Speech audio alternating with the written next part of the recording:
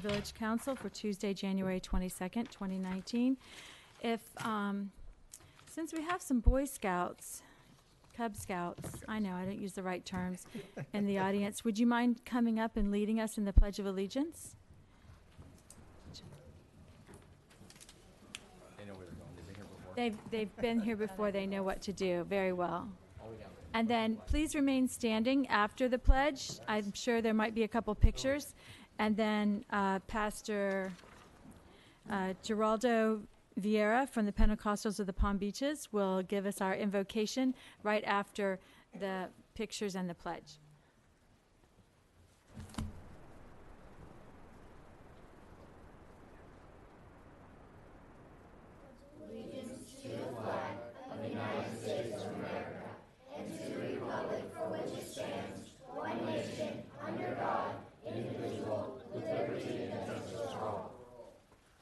Okay, guys, you want a cool picture standing in front of us, like you're in the across the dais here? Yeah.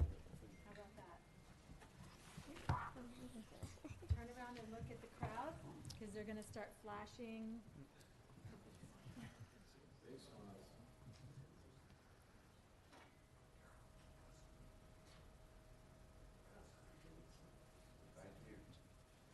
Thanks for helping us out tonight. Appreciate it. Welcome. Yeah, Thanks, guys. making us You can go either way. They both work. It's fine. Sure, back. Unless they're the ones that did the chairs. Okay.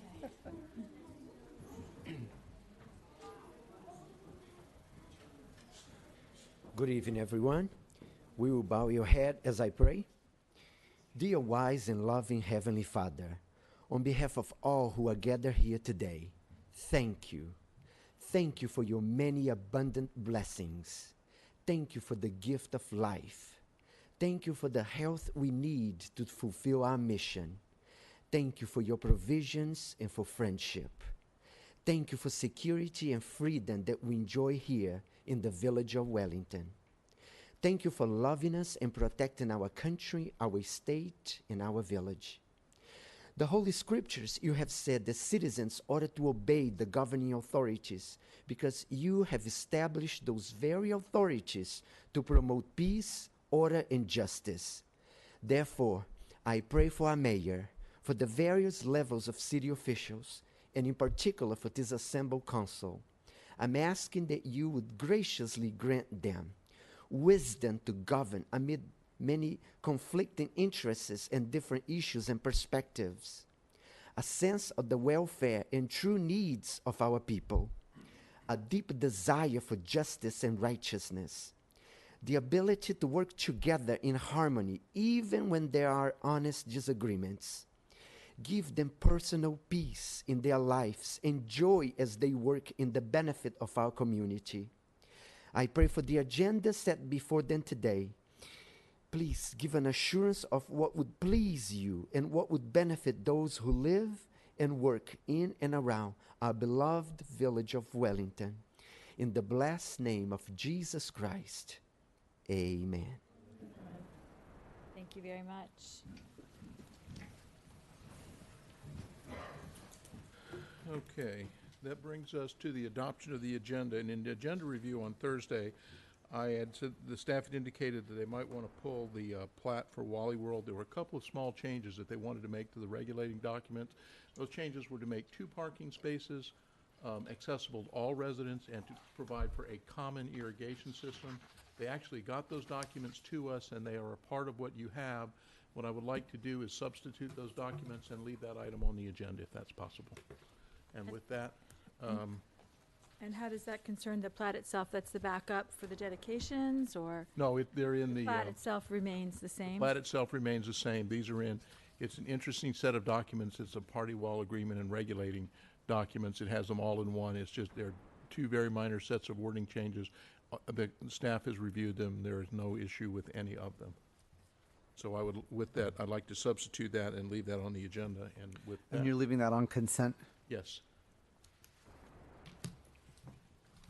And So then staff would like to recommend approval of the agenda as presented. And that's also another revision, which was, oh no, on the regular agenda, it was already on the regular agenda. Ingenuity, okay. Yeah, and that's already been moved to regular. I'll move to approve as amended. I'll second. All in favor? Aye. Aye. All opposed, hearing none, motion passes unanimously. We have no presentations and proclamations tonight. That brings us to the consent agenda, and I do not believe we have comments on the consent agenda itself. So staff recommends approval of the consent agenda. We do take comments from the public Guys have on nothing? anything that's on our consent agenda. No, I was going to get to that right after the consent agenda, because you do have Okay. one, we do have one card for public forum.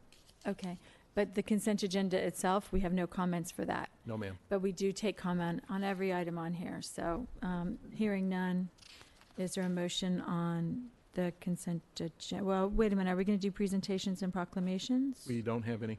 We don't have any, okay, all right. Very well. I'll move to approve the consent agenda as amended. Second. All in favor? Aye. Aye. All opposed, hearing none, motion passes unanimously. And at this point, you do provide two opportunities for public comment. We do have a public comment card. And Mr. Tooman, would you like to speak now or at the end of the meeting? It's up to you. You can actually do both if they're two separate subjects, I believe. Isn't that the rule? One for Acme, one for your council. Okay. Okay. Name Good and- evening. Name and address? Good evening. My name is Bruce Tooman. I reside at 752 Lake Wellington Drive in the village of Wellington. Chapter 2, Article 6, Division 6, Section 2-328, Item A of our Code of Ordinance states, quote, "The board shall consist of 7 regular members," end quote. As chair of your Construction Board of Adjustment Appeals, we need another member. I asked our attorney the following questions. Define shall. Can an official meeting be held without the required number of regular members regardless of quorum? And are there any penalties for the chair if a meeting was conducted when violating this section? To say the least, I was disappointed with our attorney's answers, and that is why I am here. Please do not put me in a situation as chair of this committee deciding whether to hold a meeting without the required number of regular members. Thank you. Mr. Schofield, do we have any applications for the construction, I Board- the I Board don't of know, Adjustments? but I will find out. And I did miss something. The Cub Scouts are actually here for a reason. Yeah, I We all thought thought that so. might be a presentation. I was And, kind You of know, catching of back all the things to, in my notes, that's not one of them. Okay. But so do they Mr. have to fill out, Portetny reminded me. do they have to fill out a comment card now to get on? No, I think we can actually just bring them up and, But back to the discussion about the Construction Board of Adjustments. What is the criteria for someone to serve on that board? They have to There- have some kind of unique there are qualification. some criteria listed in the code, and, you know, we're looking for somebody who's got industry experience, whether it's a contractor, an engineer, an architect. There are no penalties. Many communities cannot find those folks. There are no penalties for not having them on there. The board can hold a meeting at any time they have a quorum, which in their case, I think most of our boards and committees are set. As long as they have a quorum, they can hold a meeting. They can hold a meeting if they don't have a quorum. They just can't take any action. So that's just an informational meeting, and there's no action. So we still have an opening on that board. It is an at-large. It's none of our obligations. It's an at-large appointment, I believe. I believe you're correct, but I will find out, and I will get you recommendations before. the And next we meeting. advertise for those open positions. We put it on our website. An attorney that does land use, would they be a good member also? Yes, Maybe? Okay, construction law at least? yes. Okay, that's something we should probably make sure we look for that person. Okay. Presentations and proclamations, we're going to circle back and add one. Yes. Mayor privilege of doing that since we have the Boy Scouts here. And we usually know that they're here for a reason. So you can come on up and tell us why you're here.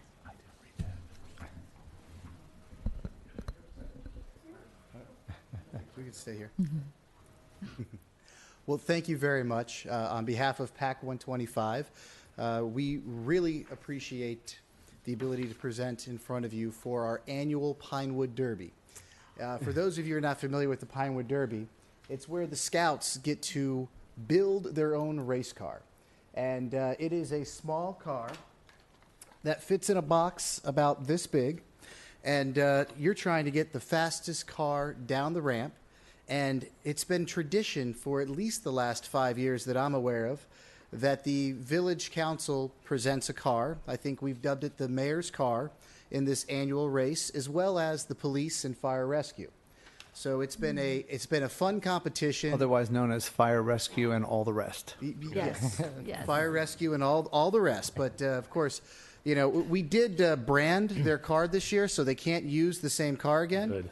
So, you know, we know when they provide it if Are it's we been suggesting new that or this not. might be super competitive, this group of people that we're dealing with here? I think so. We allow everyone to race in the Akela division, which is the adults. And you are not the only adults that like to participate and really put a lot of time and energy in these performance race cars. So it is a lot of fun. The event is going to be on March 2nd at 11 a.m. It is going to be at St. Peter's United Methodist Church in Fellowship Hall. All are welcome to come cheer on the mayor's car. Hopefully we'll, have a more competition for the fire rescue this year. So we would just like to present the cars and also pass out some of the rules associated for the Akela division. We'll pass the rules on to the attorney and have her verify that we're staying within them. So we accept your challenge. I have made it a car for the council because it's more fun when we're all there, and hopefully we can all make it because it's really a fun day. But Mr. Schofield, who did you appoint last year to help us with our car? That would have been Public Works. Okay. And so would you like me to find another? They didn't perform well. It did not perform well, and Nor has it in. it was Okay, I have some friends in the fire department. I'm probably calling them for help. They're biased. We're gonna stick to the rules, and they have to be someone from the Wellington organization here on our staff or one of our I think we should members. appoint Councilman Napoleon to chair this initiative. Okay, all right, there you go. Chair the initiative. As a and- former and future dad of a PAC 125 Cub Scout who has some trophies in our house, I'm happy to help with See, that. There we go. we're well on Our our cars usually right. go faster than the council cars. Awesome. So there you go. We are accepting the participation challenge, and don't tell fire rescue that we're doing it a little bit differently this year. Just just keep that to ourselves. Yeah, no problem. Does the fire rescue or the police have any words or They're surely here. competitive slurs? Yes, we'll take some trash talk if you have some trash talk. Gauntlet to throw down. 'Cause- Game on. Okay. Well, compared to last year, whatever we do, Michael, we don't Have a low want to bar put that to much get over. pressure on you, but you have a future engineer in the household, There. so. Well, we look forward to the challenge again, and if you need a head start, let us know. Ooh, see? And we also look forward to the challenge, and I think I'm going to bring someone from our forensic lab to inspect their car before the run. Not saying they're doing anything wrong, but just want to check it out. So. Well, if they are, you have a lab to check, so very well, very well. Thank you. Thank you, guys. We look forward to it. It's really fun. The kids have a blast. It is a exciting, long day for the kids, but and we may have to tag team it a bit as usual and see who can be there at what time, but it is very much fun for us. So thank you for including us again. We appreciate it. Good luck. Appreciate it. Thank you. And I'd like to have some of the scouts present the cars for a moment, and then I think that would conclude our presentation. Go ahead, guys.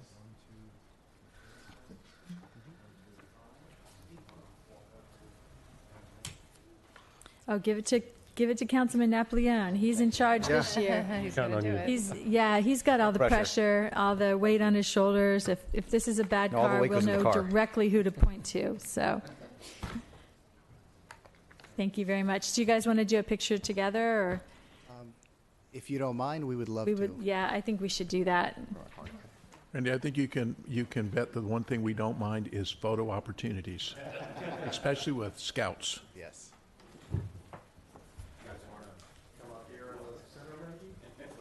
Wellington Wellington in the background? It works better because if we get back there, it's too hard to do. Been through this a time or two, so back a little, and that way the Wellington will be in the background. You guys can respond. We just did the kind of derby. Doesn't it feel like crazy?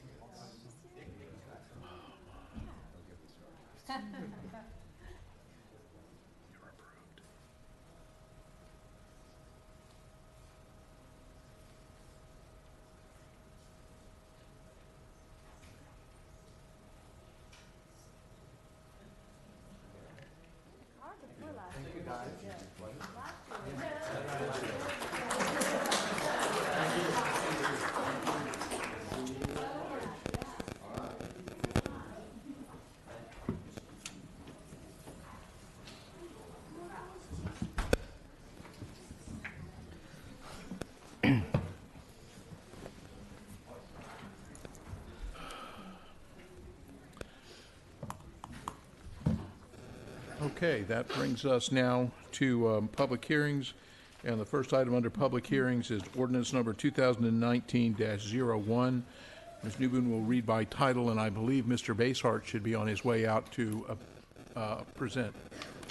Ordinance number 2019-01, an ordinance of Wellington, Florida's Council, amending Chapter 30, Article 2, Nuances, Section 3051, Definitions, Section 3053, Nuisance Declared, and subsection 3054, Nuisance to be abated of the Code of Ordinances of the Village of Wellington, Florida, to modify and clarify the specific regulations for the control of excessive growth of grass, weeds, and low-growing vegetation on undeveloped, vacant, developed, or partially developed properties, and on active, inactive, or abandoned golf course properties, providing a conflicts clause, providing for codification, providing for severability clause, and providing an effective date.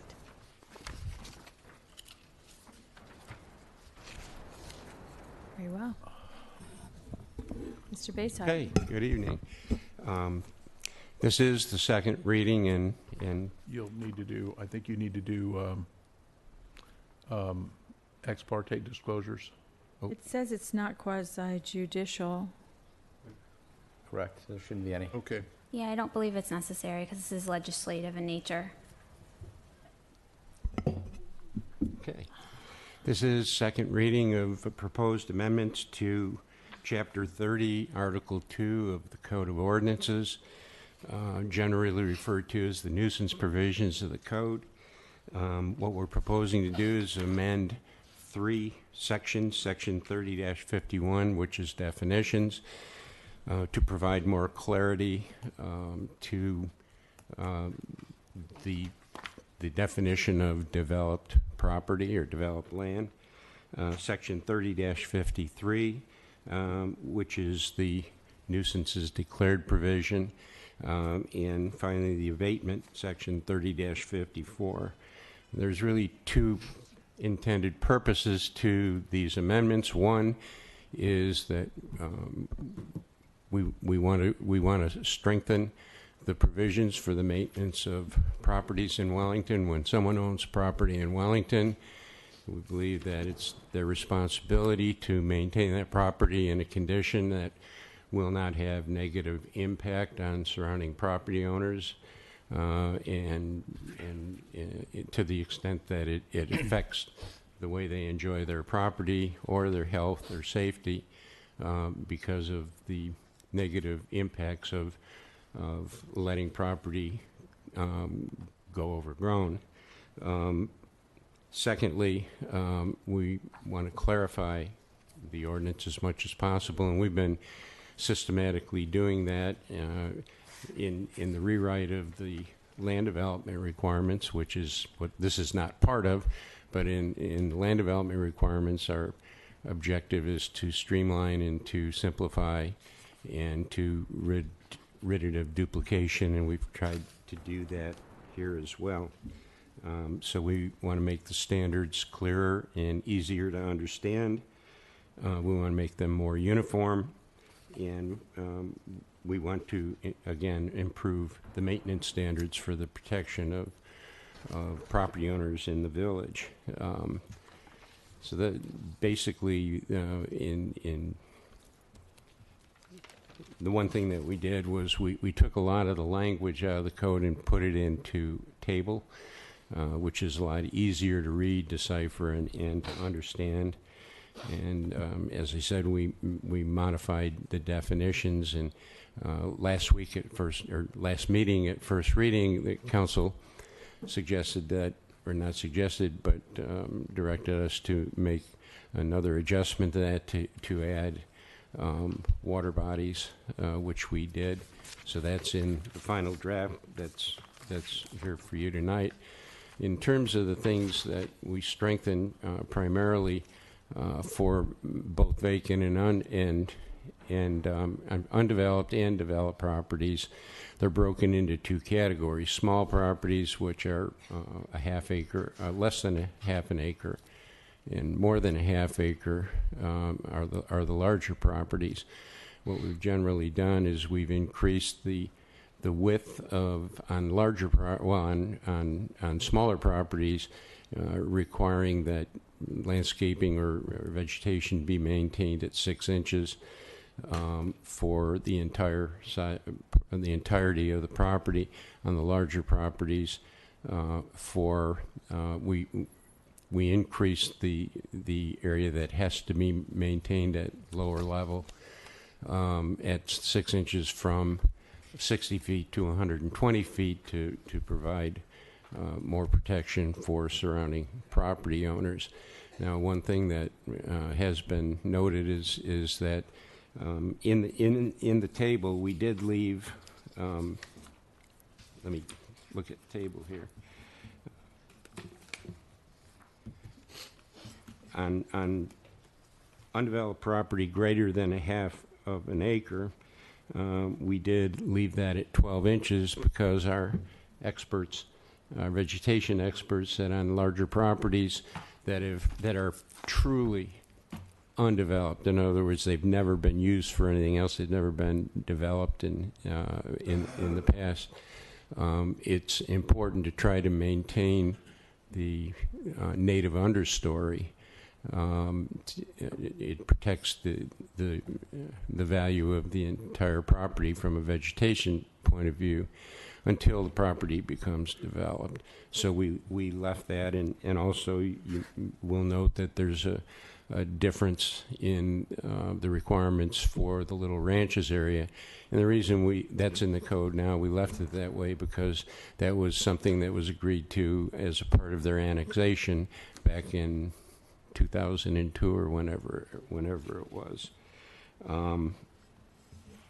There's also been some discussion about the golf course maintenance. What we've done, the provision that's in the table requires it to be maintained at 6 inches in its entirety.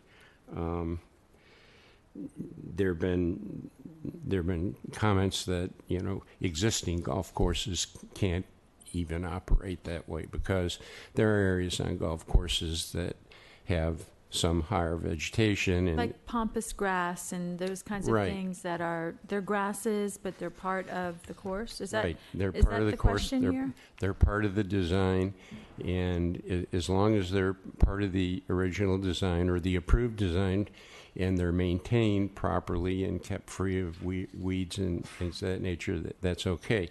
This ordinance is not going to affect operating golf courses that continue to maintain themselves the way that they were originally designed. But what if they redesigned? I mean, would there be a process for them to come to you? There's a process for that. That's part of this tonight? Normally, a golf course requires a site plan approval. Most of the courses that we have in Wellington now were actually approved by the county. We don't have copies of the original approved site plans, but if you want to redevelop a golf course, redesign it, the appropriate thing to do under the zoning code, the land development requirements, is to submit a plan and have the plan approved, and then also you would have a maintenance plan that goes along with that. So if there are areas of the course that are designed with other types of vegetation that may exceed what the normal height limits would be. If they're part of the approved plan and they're maintained, then that's fine, and they certainly wouldn't be interrupted, either existing courses or there would be nothing that would prevent a new course to come in. Letting a course go to seed or go to weed, and is not a way to redevelop a course, according to our codes. It requires a plan that's a legitimate operational plan and land plan and then maintenance as well, and that can all be done. The other thing that came up was some discussion about, well, what if you want to just let your land return to its natural condition? Well, you can do that, but what you have to do again is you have to submit a revegetation plan for that, and to return it to its natural condition, you go back to what it was before it was developed as a golf course. In the case of all the golf courses that we have in town, that would be pine flatwood forest. So if someone wanted to come along and return the property to its natural condition, they could, develop a plan to replant it that way, and then have a maintenance plan that went along with it. That could all be approved, and it's not unlike what we did with Section 24. We returned that to its natural condition, which was a marsh. Many years ago it was developed, I think part of it was used as orchards, orange groves, and grapefruit. I mean, most of that land that's now part of the storm treatment area was in that condition. And I think it was never in the condition that it's in now, Mr. Basehart. I mean, it didn't have channels and littoral shells. I mean, what we did is a development on Section 24. It is. Okay. It is. Okay. But it's also something that's consistent with what it was originally before it was developed otherwise. So there's a standard of undeveloped where you'd say it might have had natural lakes, so you might leave the lakes. It had marsh. But certainly wasn't in the kind of condition that we've put it in. It's we've gone well and above what the natural condition originally was. Other than that, one other thing I'd like to mention is who does this affect? Well, it affects everybody. It affects every single private property owner in the village. We've had an increase in complaints about not just golf courses, but other properties around the community not being properly maintained. And so it caused us to take a look at this article, and we believe that these improvements will protect the health and the safety and the welfare and property values and ability of people in the community to be able to rely on enjoying their property. And that's what this is all about. And it applies to Wellington-owned property too, correct? It Pardon? applies to the property Wellington owns as well. Yeah, it would affect anything. If there was a park that we decided to discontinue the use of, it would affect that. We would have to continue to maintain that property. K Park is a good example. It's been leased out for years to a farmer. If that lease ended and the village decided not to keep it in agricultural production, then it would have to be maintained consistent with these provisions, just like everybody else. Is that in the leaseholders agreement that they would have to do any work like that? I don't believe so, because at the time it had been an agricultural use prior to the time that they leased it from us. We had been cutting the grass and doing minimal maintenance out But there. they did some Yes. rows and things like that. I'm just wondering if they would be required to return it I'll on take a turnover, look, but I that's don't recall neither that here nor being there. there. Would you like to take public comment before we do any more deliberation? I think so. Yep. Okay, let's go ahead and Do we need to open the public comment period? We do. Yes, yes. Is there a motion? Move to open. Second. All in favor? Aye. Aye. All opposed, hearing none. Public comment portion is now open, and Mr. Vice Mayor, Yeah, we have a number of cards of people who want to speak and then those who don't want to. So we'll I go assume for... we'll just take the ones that want to speak first. Mhm. Okay, first up is Calvin Nydrower. And Much better. Mr. Nydrower, yeah, hopefully you remember that I got it right this time. And then Jim Bolt after him. Your Jim memory is can better than be- mine. Thank Jim you. can be ready on the other podium if you'd So that like. looks like Bold. Uh, Okay, Bold out. Bold out. Okay, looks for like the record, Bolt. my name is Yeah. Calvin Nydrower. I live at 1864 Lindsay Court in Chatsworth Village subdivision near the high school, and my backyard's adjacent to the small lake and canal that's next to the northwest part of the Fuller West Golf Course. I want to say that I support and very much appreciate the council's efforts to clarify the nuisance conditions on the golf course by amending the nuisance ordinance. However, I'm doubtful that it's going to encourage proper maintenance. That's my opinion. I think that the owner may stick with the letter of the law, but perhaps not the intent. Again, opinion. I was really hoping to see the addition of water bodies in the new language. I think I heard a few minutes ago that water bodies were added, but I didn't see any mention of the water bodies in the posted amendments. I looked at your website today, and perhaps I'm not looking at the latest version. But before the end of this meeting, I respectfully request that you clarify whether or not waterways are indeed included in the amended nuisance ordinance.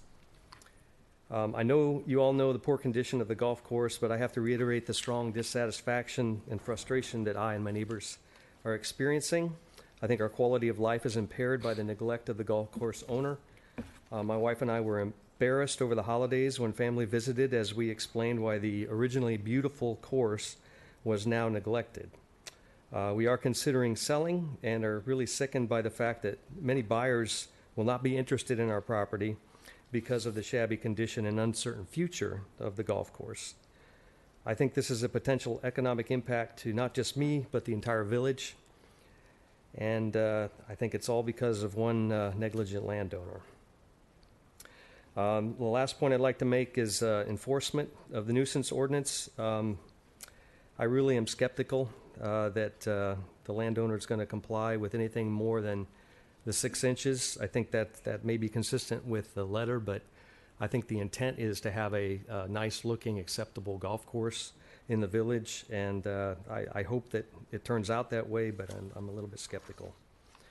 This is Wellington, after all. I think your webpage vision statement is that it's a great hometown, great neighborhoods, great schools, and great parks. I'd like to see my neighborhood great again. Your stated goals include respecting the environment, protecting our investment, and responsive government, and I think you can achieve those 3 goals by swiftly and strongly enforcing any noncompliance with the proposed nuisance ordinance. And the waterway behind my yard, I really, really would like to see some action on that.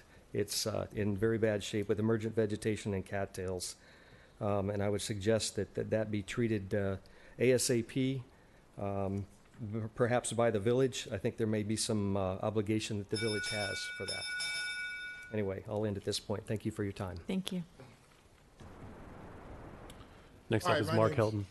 Mark Hilton will be over here after that. Oh, okay. My name's Jim Bode, and I come to you from 1828 Lindsay Court, also in the beautiful section of Chatsworth Village.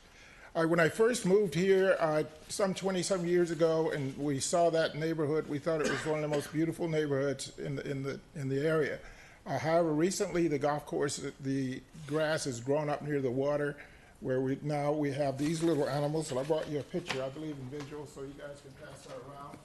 I know the Boy Scouts are familiar with these guys, but that's for those of you who can't see the picture. That's a possum.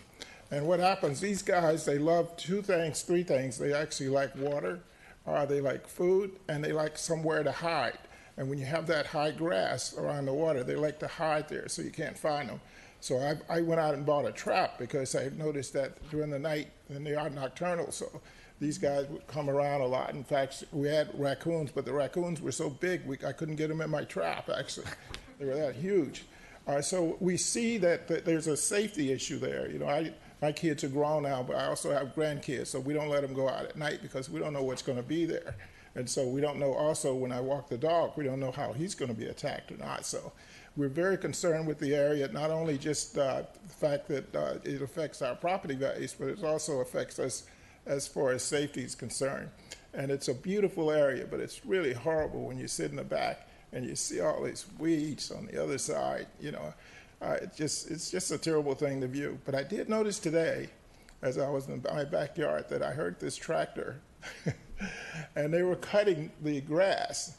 However, they did not cut the grass on the slope near the water. So, I mean, you know, we can't, the greens, they look great, but we can't see that. So it's just an awful thing. It's a safety issue for us. So I would hope that the city of Wellington would take issue with this and ask them to maintain this property much better than they are now. Thank you. David Pounds, and after him, Thorson Rockwell. I have no comment at this time. Thank the council for its service. Mr. Pounds? No, Mr. Pounds is over there. Got it. All right. Madam Mayor, esteemed members of the council, my name is David Pounds. I live at 1810 Stamford Circle in Chatsworth Village in a home that backs up to the golf course. My wife and I are currently spending thousands of dollars upgrading our backyard, our pool, and our deck with the thought that we're going to be doing more entertaining. It's disheartening to think that we will invite people over and just past our fence is what's basically a vacant lot that's all overgrown. I think that what makes a good community is good neighbors, and I would just ask that the owner of the golf course be a good neighbor. And if he's unable or unwilling to do that, if you can pass this ordinance to force him to do that, I would appreciate that. Thank you. Melinda Rockwell. And Glenn Jurgensen. Is Melinda here? No? She in fact is not. Okay. She did check that she wished to speak, right? She did. Okay. Glenn Jurgensen, 2327 Newbury Drive in Wellington, in Polo West. Mayor, council persons, thank you very much. I just wanted to reiterate, I was here at the last public hearing, and I just wanted to reiterate that thank you for taking this on and making sure that this ordinance does go to the point of bringing back the golf course to some acceptable level of view. Certainly, as all of the predecessors to my speaking have spoken, it has been a disgrace. It's starting to be cut now, but it's certainly not being cut to the point of acceptably looking from that standpoint. So certainly I hope that the Village of Wellington can continue to enforce this ordinance and make sure that Polo West Golf Course is maintained to the level that it should be as we go forward. Thank you. Next up is Sam and Juliet Reed. I don't know which or both want to speak, but it looks like Sam Reed. And then Andrew Carduner is on deck. Good morning. Good evening, Madam Chair, Madam Mayor, members of council. My name is Sam Reed. Juliet Reed is home watching the live stream. We are Just at 20, please. yes, Okay. we are at 2893 Winding Oak Lane here in Wellington, looking at the not maintained golf course. So wanted to thank you for your January 8th vote of 8-0 to begin the process of passing this ordinance, and would strongly encourage you to move forward tonight to move that ordinance into the regulations. Thank you very much. It is clear, crystal clear to us that this should move forward, but it's also, frankly, surprising to us that Wellington doesn't already have such an ordinance in place. So we look forward to, hopefully, a successful outcome tonight. Thank you, Madam Mayor. Mr. Carduner, and it's either Lance Goodwin or Laney Goodwin. Lance. My name is Andrew Carduner. I live at 2864D Winding Oaks Lane in the Palm Beach Polo Club. I am the president of the Polo Club POA, and I represent 1,235 homes and 3,000 unhappy homeowners. 10 months ago, one of the two 18-hole golf courses within our community was abandoned. It was known as the Dunes Course. As the courses started to deteriorate, real estate activity in the club became stagnant. After 10 months of neglect, our asset values have plummeted. One, because the views from the homes went from being an asset to a liability. And two, because the future of those views remains in doubt. We are in desperate need of relief, and if we are, so are other communities within Wellington.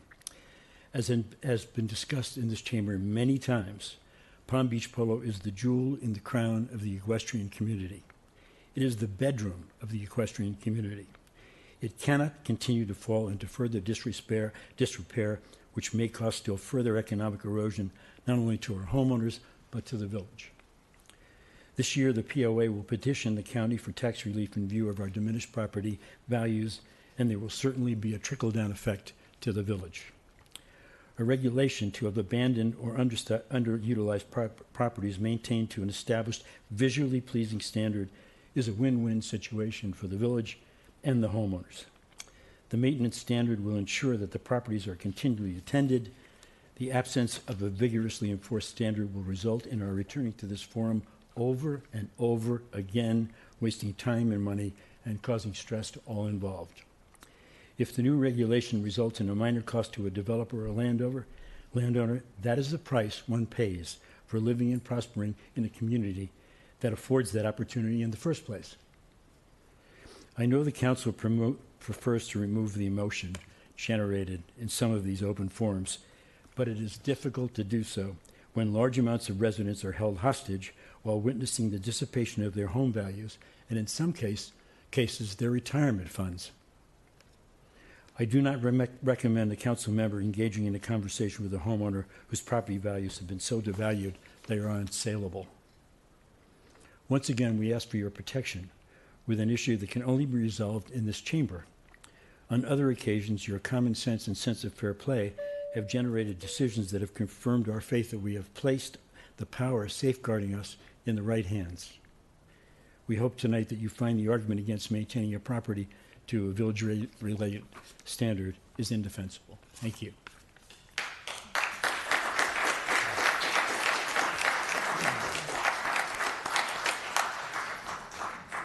Hi, my name is Lance Goodwin, and I'm the president of the Chucker Cove Homeowners Association in Palm Beach Polo Club.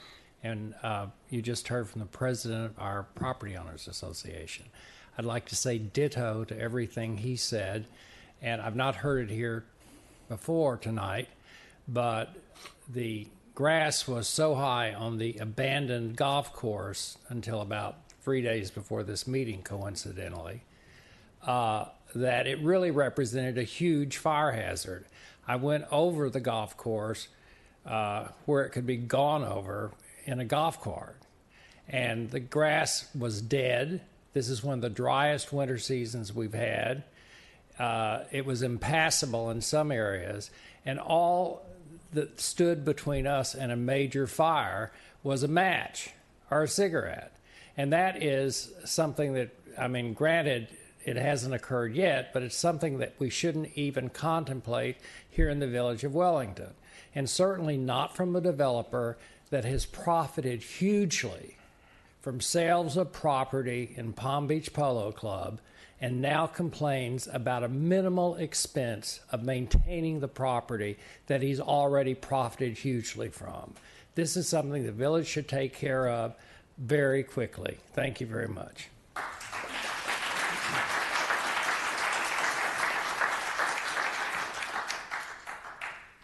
Okay, Mr. Hilton, per your request. And I apologize. We don't normally come on up, Mark, but we don't normally let you pick your order. But Mark Hilton is one of the only residents who comes to almost every meeting. So if anyone deserves a preference for placement, it's the guy who shows up. So we gave you that pass, Mark. Well, I'll be honest. The reason, first of all, Mark Hilton, 13904 Folkestone Circle.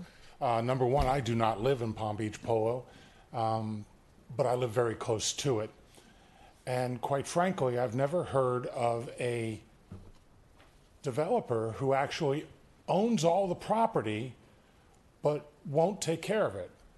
In other golf course situations, the POAs or HOAs, they take care of it. They make sure that it's watered. I truly feel bad for all the residents. I know the kind of money that you spent to live there, because 5.5 years ago, my wife looked there. And we decided to take another course. I see that the owner of the property is sitting here with his attorney, as he has a number of other times in the past. Please address the chair only. Okay. Okay. But it's something needs to be done. He owns the property. He's responsible for maintaining it. Bottom line, he's responsible for watering it. He's responsible for everything that has to be done to it. Now, if I remember correctly, at the last council meeting, it was brought up that there was a change. They're trying to change it to a links course. I had to look up what it was because I don't golf. So, and I understand it's different grasses and other things like that. I don't know if that change has been brought to council for approval, what have you. However, if you're making these changes, get everybody on board. Because the only people that are going to get rich off of this are the attorneys. They're the only ones, because one's got to fight one, one's got to fight the other. It's a joke.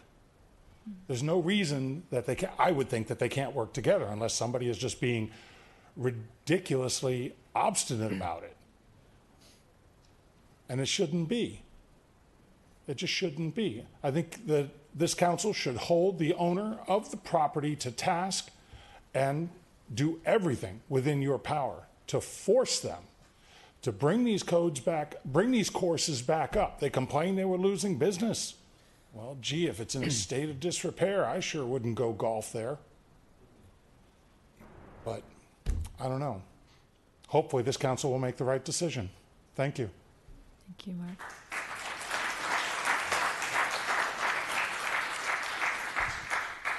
Alexander Dom and Glenn Straub.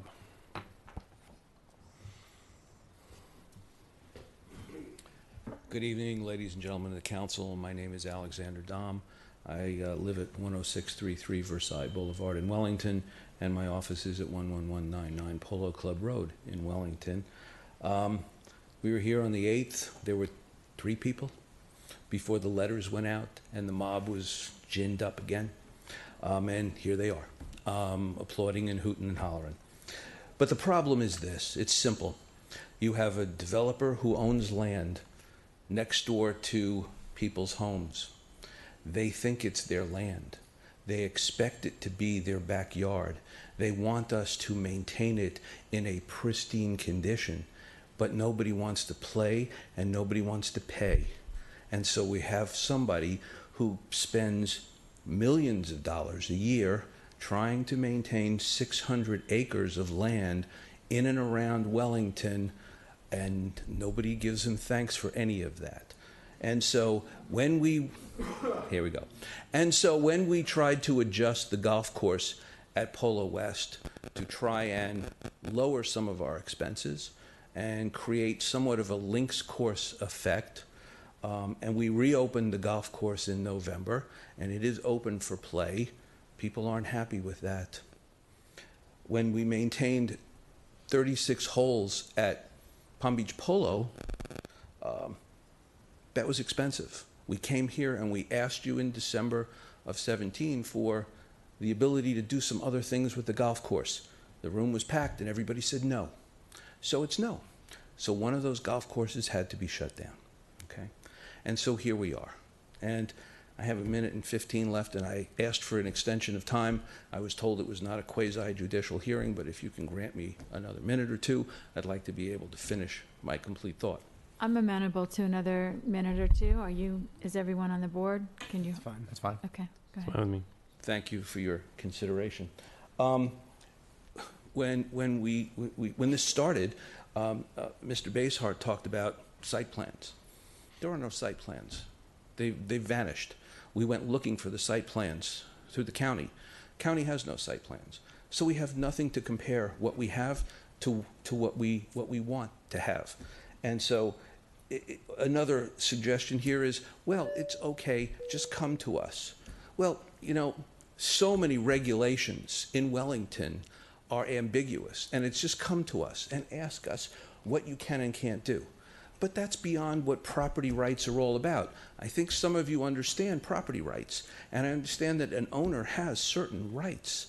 And to have to come to Wellington each time, it's a little bit over the top. Now, when it comes to when it comes to this particular ordinance, we would ask that golf courses not be included in the definition of developed property. Specifically, when you look at this grid or this matrix, table 30.53-1, you've got undeveloped or vacant land treated differently than you have golf course. Why is it that undeveloped and vacant residential or non-residential property in excess of a half an acre has to cut back 12 inches on the first 120 feet, measuring from the property line? And yet, an active, inactive, or abandoned golf course, 6 inches on the entire golf course. It doesn't make sense. You're treating the same property. If you look at the property that has not been used for 20 some odd years, the North Course, it's vacant land. And the only thing that makes it different than undeveloped vacant land is the fact that in 1972, the Wellington PUD was approved. And so there's a development order in place. That makes it developed land. There's nothing developed about that property. It's as vacant as any other vacant land. And yet, vacant land gets 12 inches on the first 120 feet and 18 inches on the remaining 120 feet, while an active, inactive, or abandoned golf course, 6 inches on the entire thing. Not fair. You're treating the same property differently. And I think that you need to address that issue. We have your whereas clause. Council recognizes that absent of a reasonable level of landscape maintenance on developed but abandoned, or inactive and undeveloped properties creates a nuisance. Please tell me how the operation of an active golf course becomes a nuisance.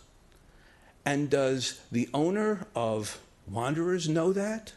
Does the owner of Wellington National know that their active golf course can be considered a nuisance if their grass grows higher than 6 inches in the rough? And golf courses consist of different areas, different landscaping, different approaches, with a rough and an out-of-bounds area that is specifically designed to make certain that the ball doesn't go into the next fairway, the next parcel of land. And what you're saying here is every golf course in Wellington has to be cut to 6 inches. That's what this code says. And so what we're asking is for you to take a look at this code again before you go through and pass something that may be problematic down the road. Because right now, there's some serious ambiguities in this law. There's some serious equal protection issues in this law. And I really think that you need to go back to the drawing board and take another look at it. Thank you, Mr. Dom. You got your additional 3 minutes. And that was one more than we even agreed to. So thank you for completing that thought. I'm going to take a little bit longer, but We're you're going to not give you. it to me, Can we Glenn give? Straub. Can we give you 5, Glenn? Can you do it in 5? For questions, that's all I'm asking. Just be open for anybody has a question. I appreciate what this village did. After you had your first reading, staff asked us in. We worked out a lot. Guess what? There's not one of those 600 acres out there that the grass does not conform to what Bob's saying. It's 6 inches or below. We worked over the weekend. 3 days, we solved your problem. It meets your specification. Now, somebody's going to come in and say on the lake bank, and that gentleman just came up, I appreciate it. Give us another 2 days. We'll take care of the lake banks. It's nothing for us to do that. We cut 1,000 acres around this place. What you're doing is we're asking for hold off. We took care of the emergency. You don't have an emergency. You don't have people calling you right now. They got pictures from 2 weeks ago or a week ago. And possums, we got possums here. We got foxes here. We got snakes here. We got all kinds of things. It's a wilderness out there. And that's what you have a golf course for. It's not a manicured front yard. So before you get more regulations, and I'll spend the money to beat you in court if I have to, because you're taking away property rights. If you could Just please, keep it up. please, They don't everyone, bother me. They don't bother me. It bothers me. We don't allow that in this room. Thank you. You can go ahead and I can overreact to a lot worse than high grass. We were trying to bring in more income with this concept of what's been in golf for 200 years is a type of course that has lived throughout 200 years to bring income in. It's called a links course. We let it grow up to try to figure out what grasses will work and what won't work in South Florida. Please maintain decorum. It's important that we remain civil, please. So for me to overreact to something that you're going to pass, I'd rather pre-warn village or any POA or HOA that tries to go after our property holders, because someday those types of reactions and taking away rights, then we go ahead and get an overreaction from us. As I said to you 2 weeks ago, there's some people came in and actually said they liked the look of the wavy grass and that they liked that look. I didn't pay them to be here. They're saying, and I said, some people like oceans and some people like mountains. And right now, we tried one of the golf courses that was costing us $1 million a year, and I've done it for 27 years. So guess what, people? I've spent $27 million in trying to maintain golf courses. I'm not going to keep spending the money until what happens in every other place in the United States. POAs, HOAs, cities, everybody else buys golf courses. Because once we don't have any houses to sell anymore, that's what happens. If not, they're turned into abandoned facilities, and we can keep the grass this high, but it's going to be ugly as hell. So what to do is to try to postpone, work with a developer. I would hope that the Wanderers and the other golf courses in town, because you're getting down to where there's less recreation. I'm going to go ahead and probably put in things such as Frisbee golf. I'm going to put in soccer golf. You're not going to like the black people who come out here. They're Hispanics. That's why I had 500. I had 500 people here for a year. I gave for free to play soccer. And what do? You fine me over $75,000 because every week I spent $1,000 to put what Welling doesn't have. You don't have enough activities for people that maybe just can't afford to come in and fill out permits and special use permits and do everything else. I did it, and you still took it away, that rights. I'm not going to keep contributing to soccer fields, to what I wanted to do underneath the power line that's been a grown-up wilderness for since the Clydesdales were here. So I'll answer any questions of what we're going to do, and you'll probably find out if you pass these ordinances. I'm not trying to blackmail you. I'm just saying to you, I can react so much better. We don't have to look at economics. We don't look at boards. Those properties you think were worse, or they were bad 2 weeks ago, they're going to be worse, Mr. Carduna, than what they were before, because I'll have public in there. You think you got a private facility? You can't stop the public coming in. For $3, you come in and play golf at the golf course. You want me to do that? I'll go ahead and do it. I think I've done pretty well for the values of your constituents to go ahead and protect their values for 27 years. It was a boarded up facility. I put the money in it. I went and put 27 years of my life in it. And if you want me to overreact to it, try me. I'm here for that. So I'll just answer. I won't take any more time. I'll just go ahead and answer questions. None of us want to have an argument about it. We want property values. We want community standards. That's what we want to have here, and that's what we're trying to document. And they are hard to document. I agree. They're hard to say what is going to look good, because you can probably manage some ugly things and still meet our code. There's probably some properties in Wellington that I wouldn't think were very attractive that might still meet our code. So we're not trying to be confrontational or make this more difficult. We'd like to work together, and we've been asking to work together. We're stuck because we've been facing this. And you did that this week? We met with them, courtesy that they showed us. We cleaned up some things, and I went out and did what I had to do. Worked the whole entire weekend, 24 hours around the ship, 3 different cutting devices, hired them, not just our own. We did what we had to do. It's as good as it was 2 months ago, 2 years ago. It's not going to be a golf course, certain of those ones. I think I've had 5 golf courses. One of them we closed down, and the North Course has been closed down for 20 years. But likewise, it's there. We'd like to see a downtown city. I've always tried to push the North Course on having a Meisner type of downtown city. Wellington does not have it. But you have urban renewal money. You have all kinds of other money to do it. POA has abilities to own their own golf courses. I lived at Boca West for 8 years.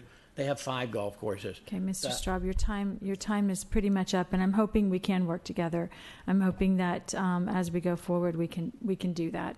So I don't want it to be more confrontational than it needs to be. and cost either of us any more money. Any questions? No, thank you. Any questions from, no?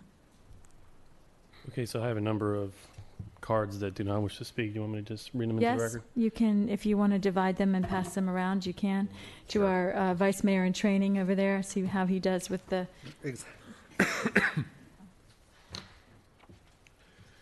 Okay, first one is E. Marshall, 2860 Bent Cypress. I support. I do not wish to speak. Please enforce our codes and ordinances. Developers are not above the law. Irrigation needs to turn on again. Beth Remington, 11831 Pebblewood Drive. I support. I do not wish to speak. Maintenance, cutting grass, and irrigation to ensure green grass during times of minimal rain. George Tauber, 2531 Windsor Way Court. I support. I do not wish to speak. Needed for public safety.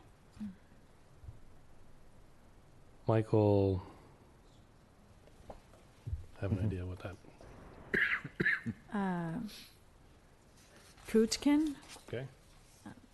2297 Gulf Brook Drive. I strongly support. I do not wish to speak. Hopefully this ordinance will be a start to the process of restoring the beauty that once graced part of our communities. This ordinance must be adopted. Thank you. Adele Rouet. I support. I do not wish to speak. I strongly support Ordinance 2019-01, which is very important for the values of our homes in the Palm Beach Polo Club. We got Kathy Baker, 2474 Players Court. I support. I do not wish to speak. Very much needed. We have Kim Koloff, 2281 Golf Brook. I support. I do not wish to speak. I support Ordinance 2019. Dunes Course is our backyard. Unhappy face. Barbro, 2610 Players Court, Wellington. I support. I do not wish to speak. I support Ordinance 2019-01, mowing the grasses. Mary Jane King, 2498 Players Court. I support. I do not wish to speak. Support Ordinance 2019-01, which is very important for the value of our homes. Councilwoman? Bruce Hoolan, 13183 Halifax Court. I do not wish to speak. Why has the town not foreclosed on the owner of the preserve in Palm Beach Polar after some 4 years of violations and $6.2 million in fines and a court ruling in town's favor? Other citizens are not afforded these concessions. And Tom Clement, 2394 Players Court. I support. I do not wish to speak. I am a resident of the Polo Club and think the lack of care on the golf courses has impacted my property value. At a minimum, they should be mowed and watered. That's all I have. And I have Linda Clement at 2394 Players Court, who does not wish to speak, but says, I strongly support this ordinance. The property values in the Palm Beach Polo Club have gone down considerably as a result of the lack of maintenance on golf courses and other areas. And then I also have the letter from the Wellington Economic and Business Political Action Committee that we all received earlier today that should, from Chairman Mike Nelson, that should be made part of the record. Very well. I have a couple of questions. One from our attorney, Rachel, tonight. Have you looked into the legal question about treating a golf course property differently from other vacant land? We have, and we don't believe that this is an equal protection issue. First of all, Mr. Basehart can correct me if I'm wrong, but I believe we've always treated golf courses as developed property, and so the changes to the ordinance really just memorialize and clarify that. It's not doing anything different from what we did before, and we're treating it as we would treat all other developed property. I have a problem with, and by the way, the lakes are mentioned in the document, Mr. Niedrower, that is on page 1 of the ordinance. It's added under lakes, waterways, golf course, or sports field improvements. So it is in the document. Water body. Water body. That was added.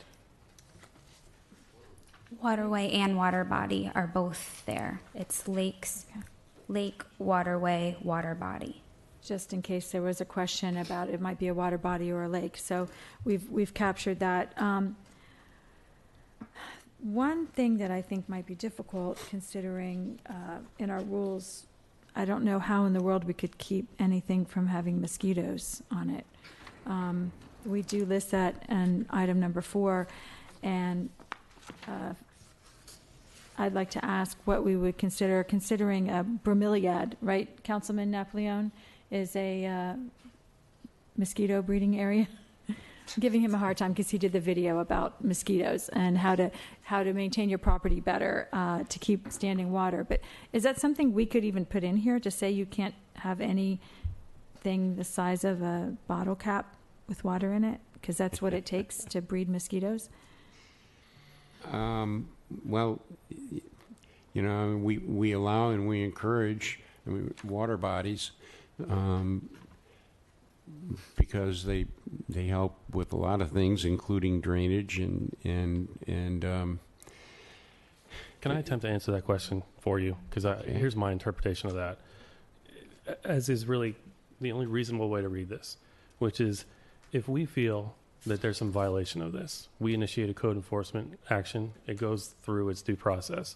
If we're wrong, and for some reason our interpretation of the actions of the landlord or the landowner creating some mosquito breeding ground is unreasonable and incorrect, we lose the code enforcement action, right? Absolutely. Okay. And we don't initiate any code enforcement as a body. We don't. Not the council. I mean, right, we. Council. Right. I'm just saying that's not us, by the way, because we don't have that ability. But I will tell you that I find this that one word a little bit unreasonable because it's almost impossible to do. Well, then in that instance, I would hope our code enforcement agency would exercise discretion in filing a valid complaint. Yeah, I mean, mainly what we're trying to prevent is a breeding area, nesting area. Would you have dilapidated pools? That's primarily what we use to address that code. Would be unkept pools, green pools. And that comes under number 6. But what I'm suggesting is vegetation is going to make us a breeding ground for mosquitoes. And I can testify because I have a vacant lot next door, and I think I have more mosquitoes than the average person in Wellington because I've got a vacant lot next door, and even a leaf full of water is a breeding spot for mosquitoes. So I just think that part of it almost has no value because it can't really be enforced or maintained. But that's existing language. That's not new language. That's in the code as it is now. Right. We didn't add that. All that language is existing, and we're not changing it. Okay. Well, then I might have some neighbors that want to call code enforcement about the mosquitoes. So that's quite difficult. The question about unsecured or stagnant water in pools, that's already in our code, but can we go into backyards? According to the code, yes. We right, can. We follow the due process in the code, and we can actually go back there, but only in vacant homes. So if a home is vacant, we can go in a backyard to see if. Well, we still have to follow. The homeowner still has a right to privacy. So generally, it would have to be a neighbor would have to let us in to try to see the pool if we can see the pool from the street. Okay. And then once the code officer identifies it, we can go through the abatement process. Actually, have the pool abated. Right. As far as raccoons in neighborhoods and possums in neighborhoods, is there really anything we can do about that? I mean, I have them in my neighborhood. I always have. Because what do we do? To put my FWC hat on, if I remember correctly, raccoons and possums are not considered vermin like rats are. Okay. They're not protected, so if a homeowner wants to trap one, they can hire a licensed trapper and do it. But we don't address it the same way as we would a rat harborage, where a code officer would go in and have that addressed. Okay. And again, those are already in there, so. Correct. Nothing we can do about that. Any other questions of staff? Yeah, I just want to go back to when you were talking about returning a piece of land to its natural condition. Yes. That does not mean letting it go wild and overgrown and not touching it. You said that a plan would need to be submitted for vegetation, and so some type of plan needs to be put into action. And a determination of what the natural condition was before the development occurred. Yes. Who's going to determine that? There are a lot of ways. You would go back to Historical areas. historical photographs and. Right. Anything else, Councilwoman? No, that's it for me. I'm happy to support this again, just like on first reading.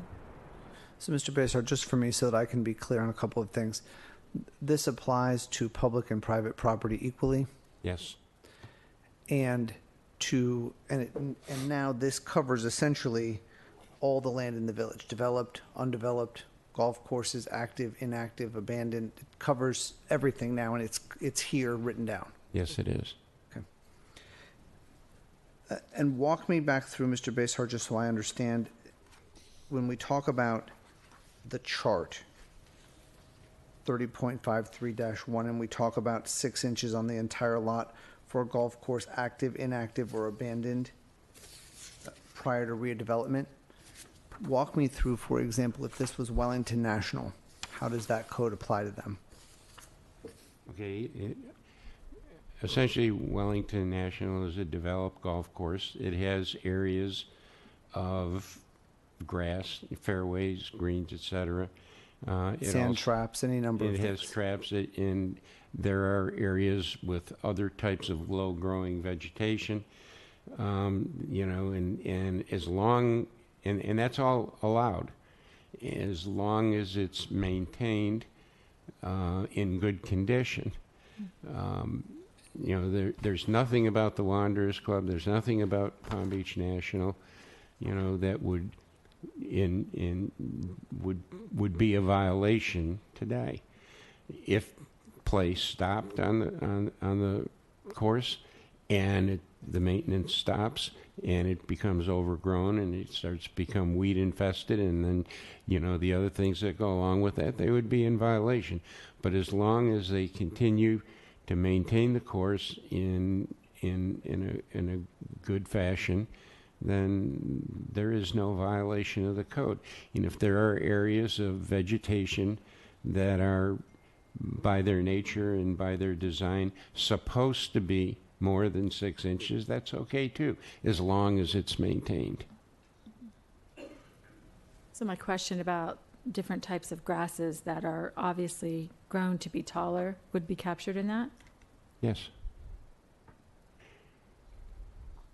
As long as it's consistent with the original development plan. Right. Okay. And Mr. Bishop, the purpose of the planning staff bringing forward this ordinance goes with our complete rewrite of the code. I mean, we're trying to bring consistency, certainty, clarity, and have it all written down so that any landowner can understand it. Is that the point here? Absolutely, and we're trying to make everything as easy to understand as possible, so that people that are not, for instance, in the land development requirements, people that don't deal with zoning and land use requirements every day have, most codes are very difficult for them to read and to clearly understand. We're trying to simplify the language so that somebody that doesn't deal with it every day can read it and understand, what it says and what it means, and therefore enable them to be compliant with the code. And again, duplication. There's a lot of duplication in our codes that sometimes causes confusion. We're eliminating that. I appreciate that. Thank you, Madam Mayor. Vice Mayor? Well, I don't really have a question. I just want to respond to a couple comments made. That's all right. Sure. First and foremost, I want to address the point that was made by one of the residents that it's unfortunate that we're just now coming up with this ordinance to enforce this this policy, and that's not the case. We've had this actually in effect for as long as I'm aware, well before this council. The challenges that we face, though, is that there's always argument that this isn't clear enough, and so we initiate these code enforcement actions. And then during those proceedings, there's various challenges made to the language for whatever reason, or various other legal challenges to delay, throw up obstacles for the simple reason that the landowner just simply doesn't want to maintain the property. And so that has put us now in a position to where we have to make it abundantly clear what our position is. We have to put it in little clean charts. So it couldn't be more clear, maintain the golf course to 6 inches or less. And we've even heard now today that may not be clear enough. It's still ambiguous. There's still going to be legal challenges. It's frustrating to sit here and to continue to face this type of opposition because it's a waste of time and resources, and it does nothing but cause stress and anxiety and displeasure to the residents who we are entrusted to protect. And so here we are again today, attempting now another thought or another idea to bring forth the basic concept that when you own a piece of land in this community, you're expected to maintain it.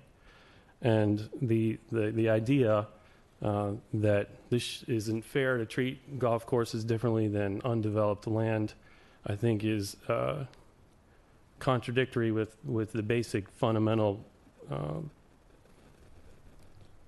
ideal that each one of the residents that bought property in that area knew that they were buying property on a golf course.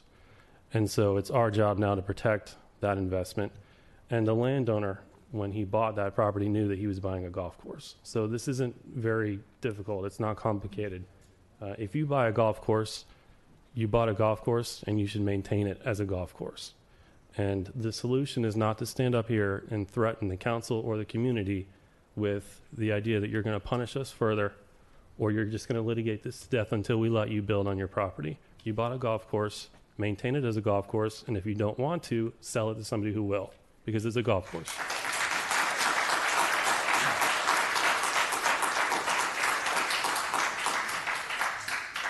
So again, I say it's frustrating, and I don't think any of us want to be in this position where we have to continually, repetitively communicate the same ideal. But ultimately, here we are today, and hopefully this will be yet another step that we can take, another measure that we can implement to protect your properties and to enforce our laws.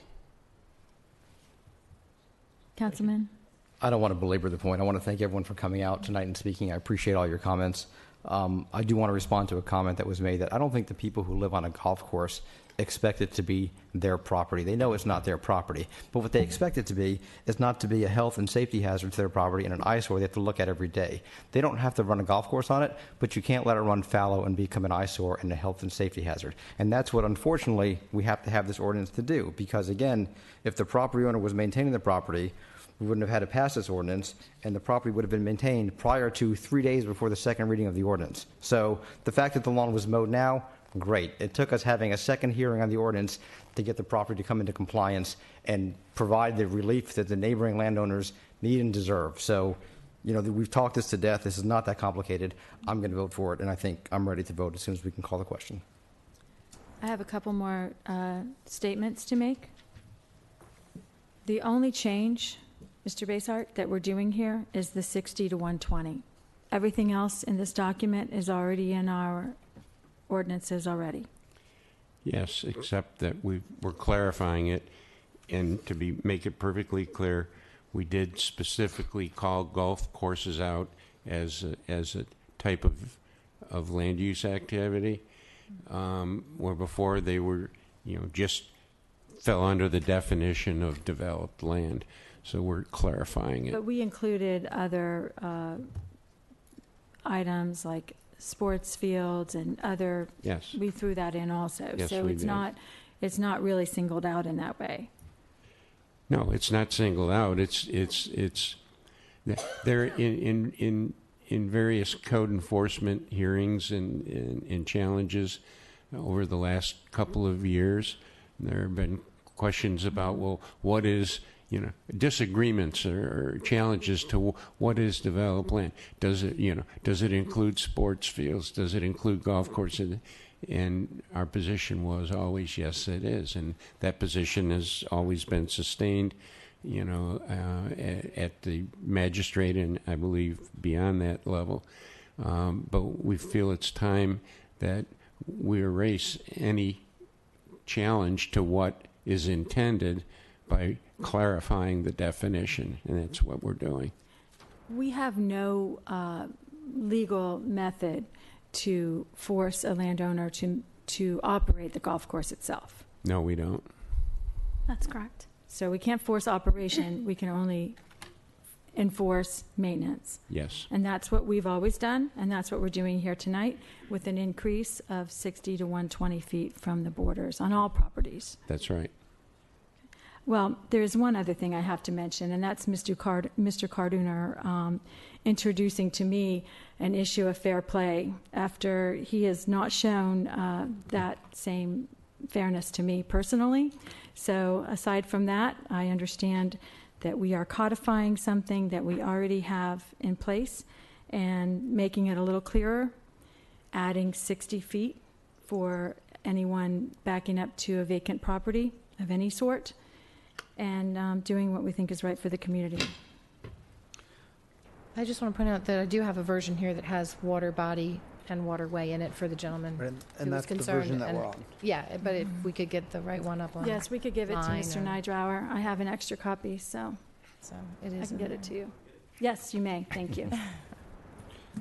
And it has, it might not have been online updated, but that is what we're voting on. That's it. That's what we're voting on tonight. Madam Mayor, do you want a motion? Yes. Madam Mayor, before you proceed with the vote, I don't believe that there was a motion to close the public hearing, so we need to formally do Motion to that close. first. Second. All in favor? Aye. Aye. All opposed? Hearing none. Public comment portion is closed. I'll move to approve ordinance number 2019-01. Second. All in favor? Aye. Aye. All opposed? Hearing none. Motion passes unanimously. Thank you.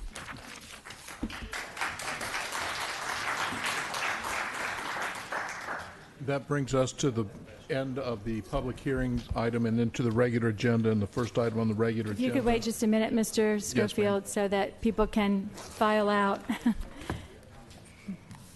They might not be interested in the rest of our agenda, but we have more to come, so if you could. Please leave quickly, we have more to do. Or sit down and participate, either one. Okay, let's move on. Okay, the next item is authorization to award a task order to provide engineering consulting services for the topographic survey of the Big Blue Trace right-of-way from South Shore Boulevard to Wellington Trace. And And I need to state a conflict. The firm Ingenuity Group has other outside contracts with the firm I work for and own one share of stock in. It's unrelated to any village business in any way, but because of the county code, I'm required to recuse myself, so. Don't forget, we're not done after this, okay? We know.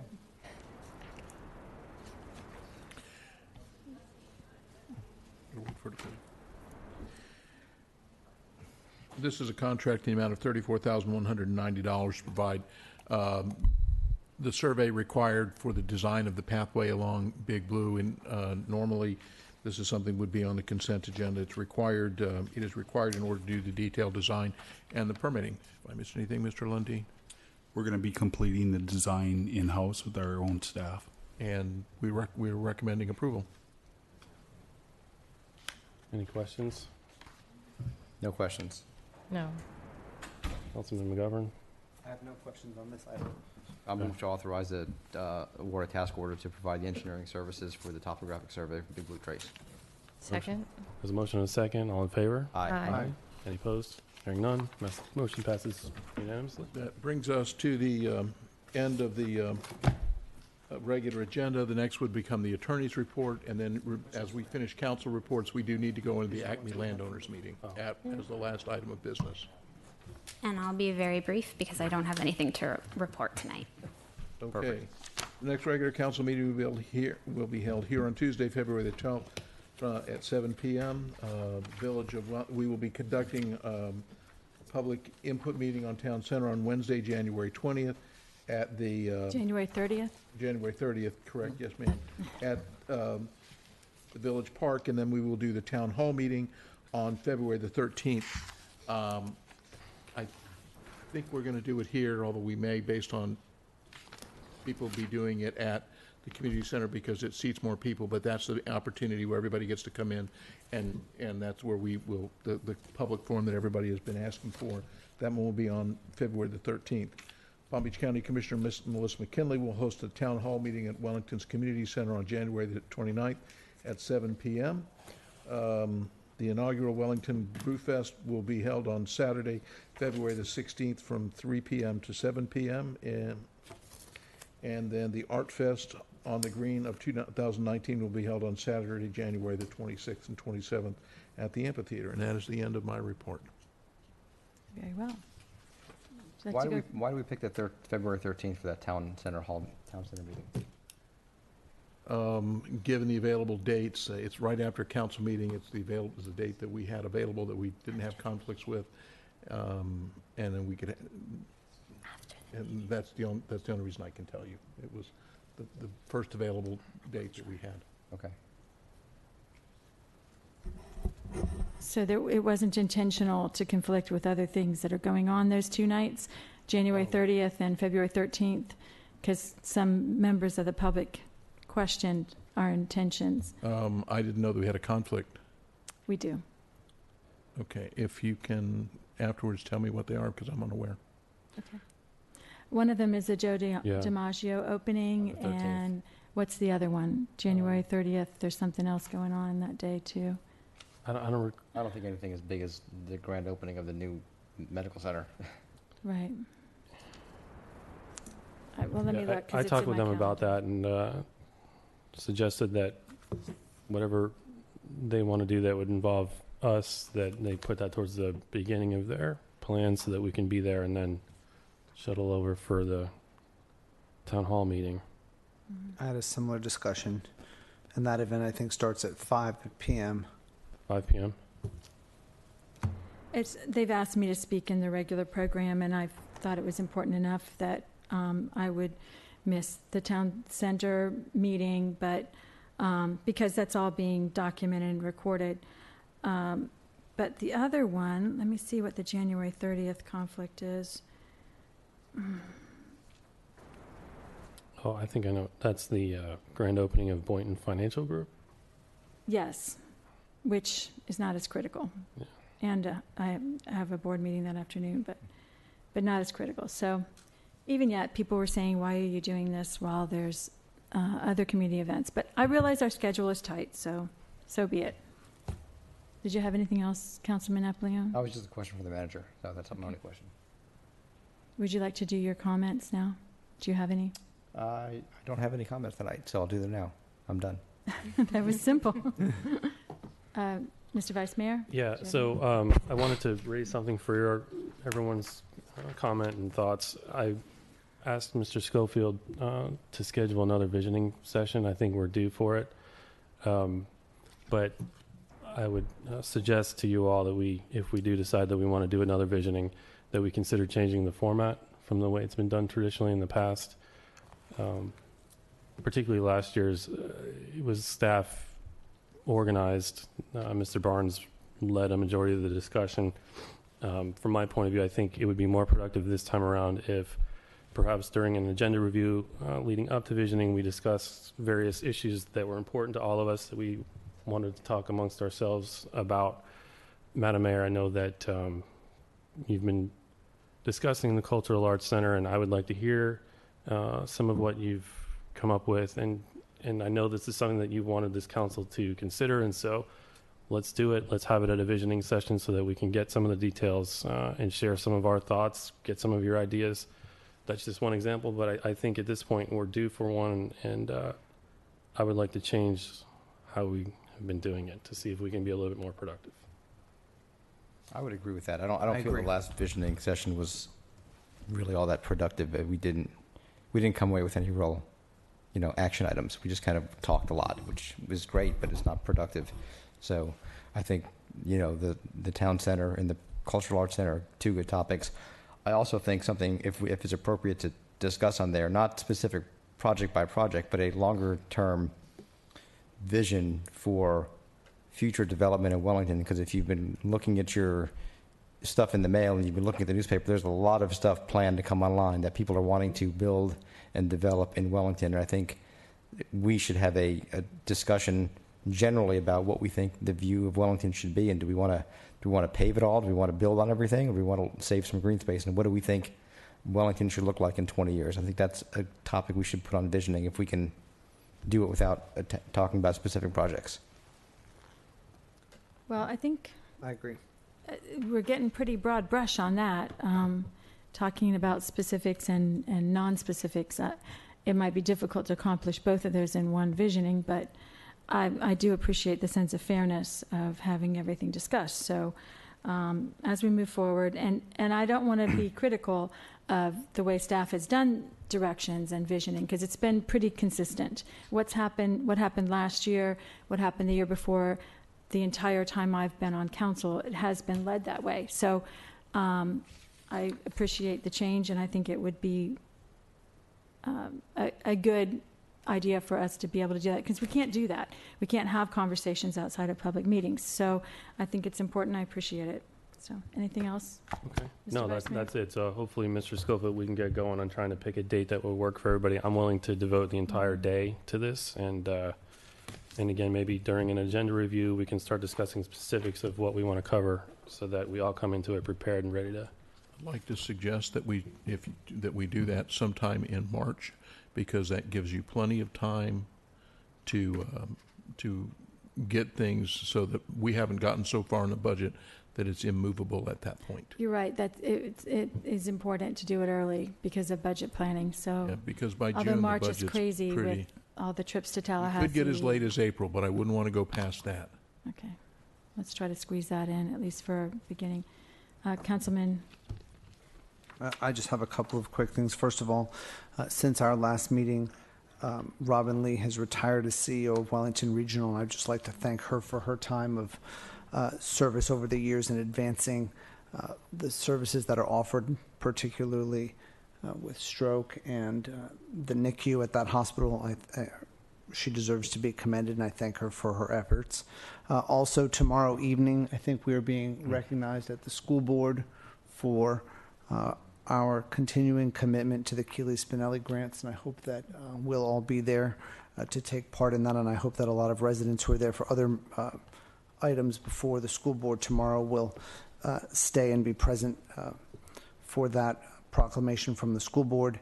And then finally, I want to thank staff for last Thursday's, the Parks and Rec staff did a great job at last Thursday's country western themed lakeside event, and I hope that as many members of the public as possible will be with us at Village Park next Wednesday at 7 o'clock for the next in the town center town halls. Very good. Thank you. Thank you. That's Councilwoman? we have another meeting coming up, so I'm just going to waive comments. That's about covers it.